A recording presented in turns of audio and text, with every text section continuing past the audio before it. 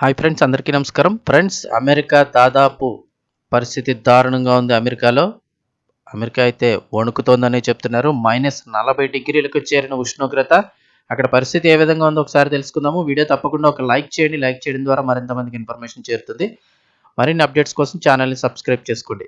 అమెరికాలోని మంచు తుఫాన్ అయినటువంటి ఫెర్న్ బీభత్సం సృష్టిస్తోంది. పలు రాష్ట్రాల్లో పెద్ద ఎత్తున మంచు వర్షం కురుస్తోంది. దీనికి తోడు బలమైన చల్లటి గాలులు వీస్తున్నాయి. దీంతో ఉష్ణోగ్రతలు -డిగ్రీలకు పడిపోయాయి. శుక్రవారం నాడు రాత్రి లోకల్ టైం నుంచి అమెరికాలో మంచు తుఫాను మొదలైంది. అది Texas, Oklahoma, Arkansas, New York, Washington DC వంటి రాష్ట్రాలకు విస్తరించింది. ఆదివారం నాటికి మరిన్ని రాష్ట్రాలను తాకనుంది. ఇప్పటికే వాషింగ్టన్ డీసీతో సహా 19 రాష్ట్రాల్లో అధికారులు ఎమర్జెన్సీ విధించారు.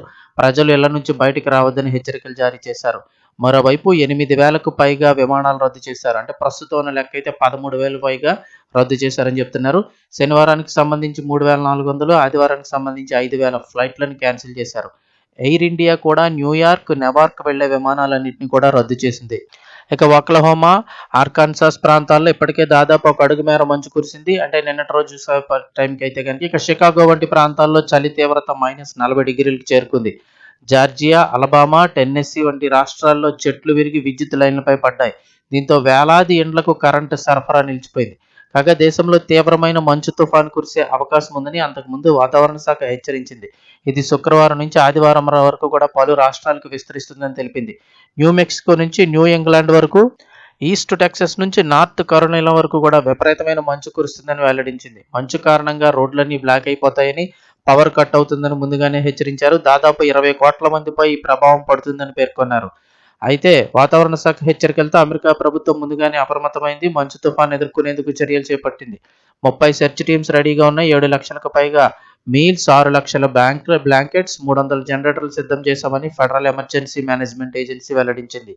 ఏ రాష్ట్రాలను మంచు తుఫాను తాకుతూ వెళ్తుందో ఆయా రాష్ట్రాల్లో వెంటనే సహాయక చర్యలు చేపట్టేందుకు ప్లాన్ సిద్ధం చేశామని తెలిపారు.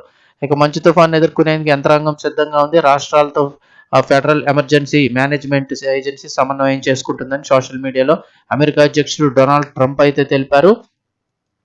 ఇక వాతావరణ శాఖ హెచ్చరికలతో రాష్ట్ర ప్రభుత్వాలు అప్రమత్తమయ్యాయి. కొన్ని స్టేట్స్లో స్కూల్స్ అన్నిటికీ కూడా సెలవులు ప్రకటించారు.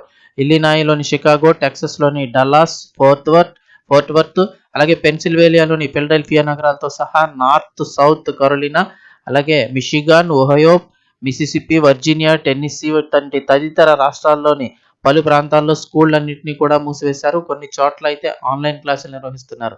ఇక అలాగే కొన్ని యూనివర్సిటీల్లో తరగతులను కూడా బంద్ చేశారు. ఇక చర్చిల్లో సండే సర్వీసులను ఆన్లైన్లో నిర్వహిస్తున్నారు. ప్రజలు లేకుండానే ఇతర కార్యక్రమాలు చేస్తున్నారు. మరోవైపు తుఫాను హెచ్చరికలతో జనం సూపర్ మార్కెట్లో క్యూ కట్టారు. వారానికి సరిపడా సరుకులను ముందే తెచ్చుకున్నారు. దీంతో చాలా వరకు సూపర్ మార్కెట్లో స్టాక్ అంతా కూడా ఖాళీ అయిపోయిందని చెప్తున్నారు.